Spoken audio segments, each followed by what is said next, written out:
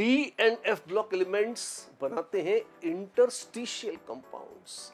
अब ये interstitial compounds क्या होते हैं कि अगर आपके पास है क्रिस्टल लैटिस, तो बीच की जो खाली जगह है ना, उसको कहते हैं इंटरस्टिशियल स्पेस। और वहां कभी कभी छोटे छोटे एटम्स घुस जाते हैं। किसके? हाइड्रोजन चली गई, नाइट्रोजन चली गई, कार्बन चला गया, और उससे जो कंपाउंड बने, जो पदार्थ बना, वो कहलाता है इंटरस्टिशियल कंपाउंड। अच्छा, इस तरह से वहीं जाके चुपके से वहां बैठ जाते हैं और लोग कहते हैं कि अरे इंटरस्टिशियल कंपाउंड बन गया। किस तरह के कंपाउंड्स बनते हैं, कौन कौन से बनते हैं? जैसे मैंने कहा, छोटे छोटे atoms, carbon, nitrogen, even hydrogen अगर ट्रैप हो जाए तो इंटरस्टिशियल कंपाउंड्स बनते हैं। कुछ मशहूर फॉर्मूले, बहुत सारा कार्बन ट्रैप हो जाए तो टाइटेनियम कार्बाइड जैसी चीज, TiC। अच्छा, मतलब एक टाइटेनियम के साथ एक कार्बन, जी हाँ। थोड़ी बहुत नाइट्रोजन आ जाए तो हर मैंगनीज पर 1/4 नाइट्रोजन आप देखिए, लेकिन हाँ, कहीं कहीं नाइट्रोजन आ गई Mn4n में, Fe3H में कहीं कहीं हाइड्रोजन। वेनेडियम का हाइड्राइड तो 0.56 जैसी गंदी फिगर लेकर है। मुद्दे की बात है, अंदर हाइड्रोजन घुस गई है।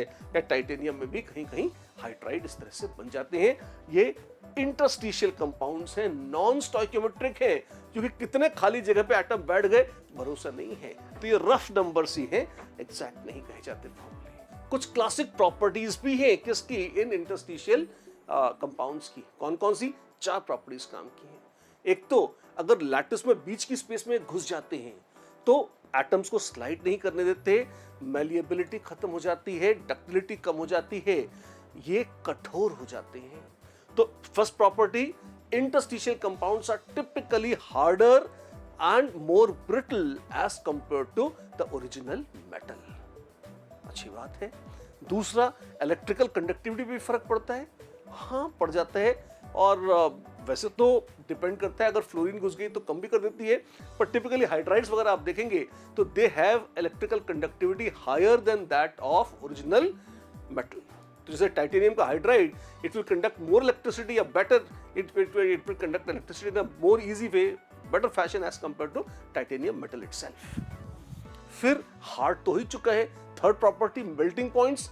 टिपिकली मेल्टिंग पॉइंट्स बढ़ जाते हैं, खाली जगह पे आके बैठ जाते हैं, अट्रैक्टिव फोर्सेस बढ़ा देते हैं, जिसके चलते मेल्टिंग पॉइंट्स बढ़ जाते हैं। और चौथी प्रॉपर्टी, अक्सर देखने में आता है कि केमिकली उतनी रिएक्टिविटी कई बार, हमेशा नहीं, कई बार नहीं रह जाती। वैसे इसका कोई भरोसा नहीं है। कुछ ऐसे इंटरस्टिशियल कंपाउंड्स हैं जो रिएक्टिविटी बढ़ा भी सकते हैं, लेकिन जैसे कार्बाइड्स वगैरह अगर आप देखेंगे, बोराइड्स देखेंगे, तो टिपिकली वो इलेक्ट्रिकल कंडक्टिविटी, केमिकल रिएक्टिविटी थोड़ी सी कम कर देते हैं। तो ये थी कहानी इंटरस्टिशियल कंपाउंड्स की।